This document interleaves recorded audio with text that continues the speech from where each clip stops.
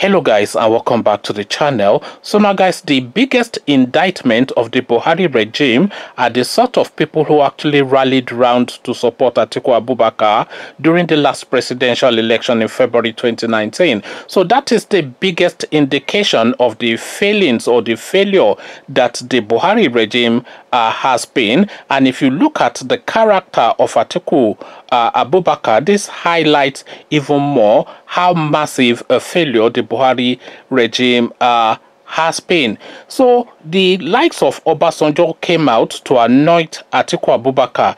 The same Obasanjo, of course, who served as the number one to Atiku Abubakar for 8 years, came out in the book that he wrote after he came out of government, describing Atiku Abubakar as a thief. So if he knew this guy for 8 years solid and they worked in close quarters for those years, and after all of that he came out to describe him as a thief, and then felt the need subsequently to turn around and tell the Nigerian people that even this thief who I have described as a thief is a better option, is a better preference than this clueless Malami. So that is the biggest indictment of the Buhari regime, and he continues to be indicted.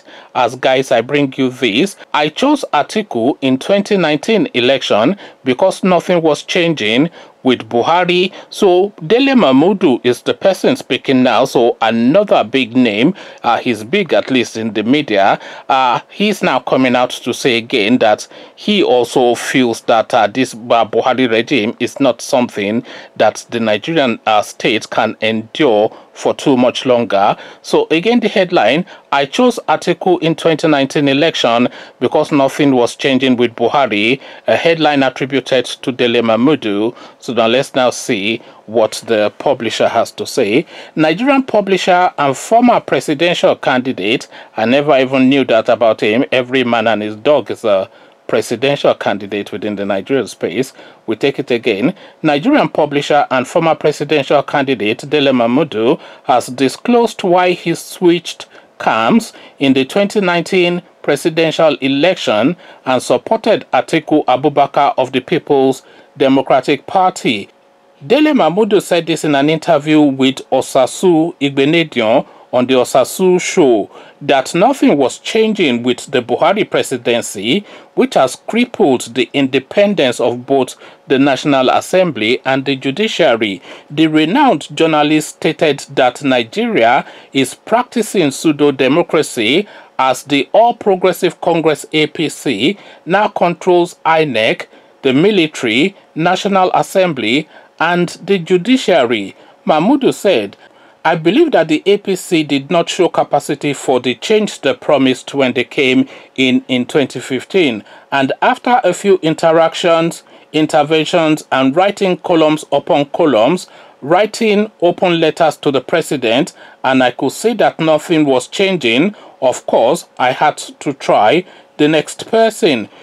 The next person that the PDP produced was Atiku Abubakar. Unfortunately, he did not have the firepower because the other people already had their own template which they were going to use to win the election. They controlled INEC, they controlled the military. We saw the rehearsal from Osun State and we all raised alarm that this is not democracy.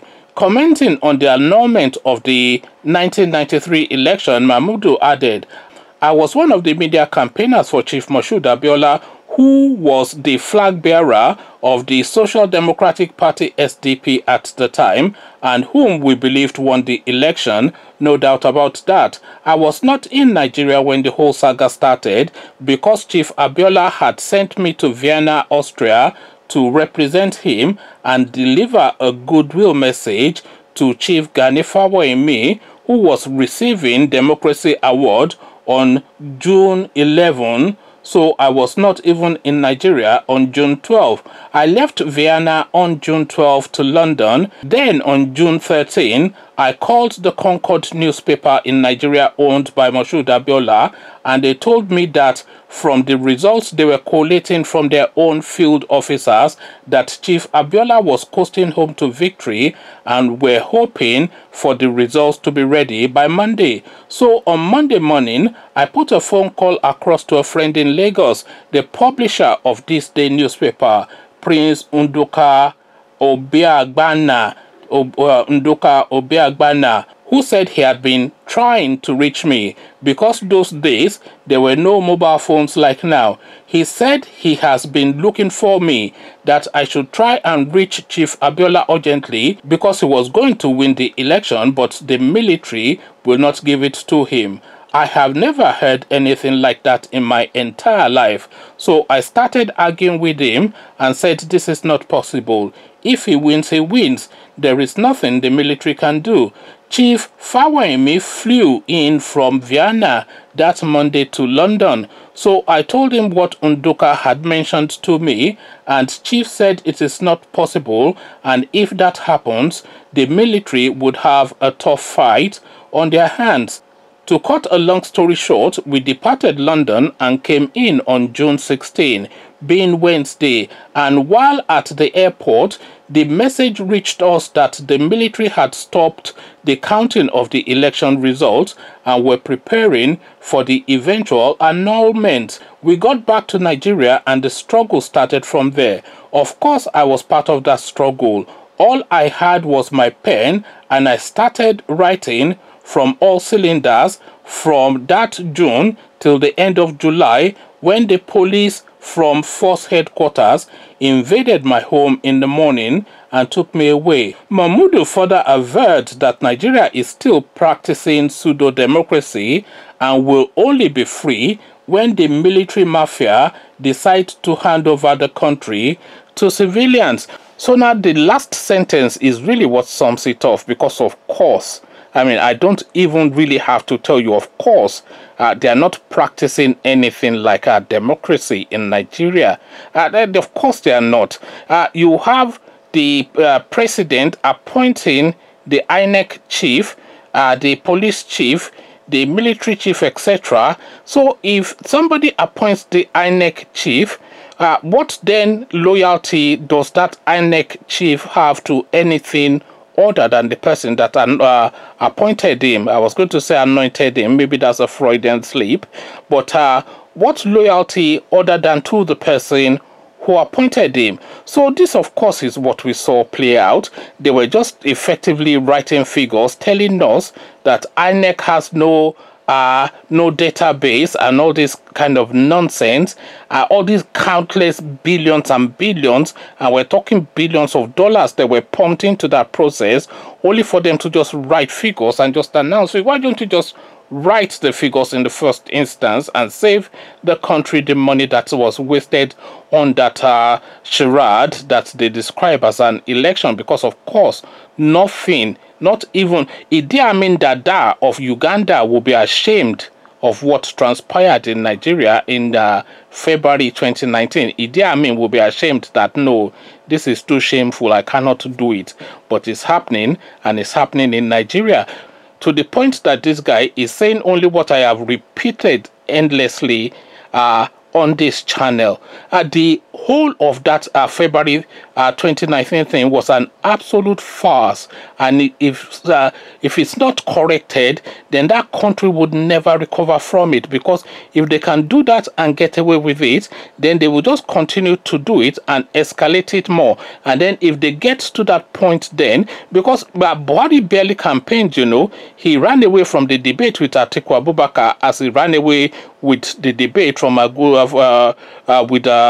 Goodluck Jonathan rather in 2015. So he doesn't really feel any need to really present himself to the Nigerian people, because he's not really looking to the Nigerian people to return to power. He has already put the measures in place that would return himself to power, irrespective of whatever the wishes of the Nigerian people are.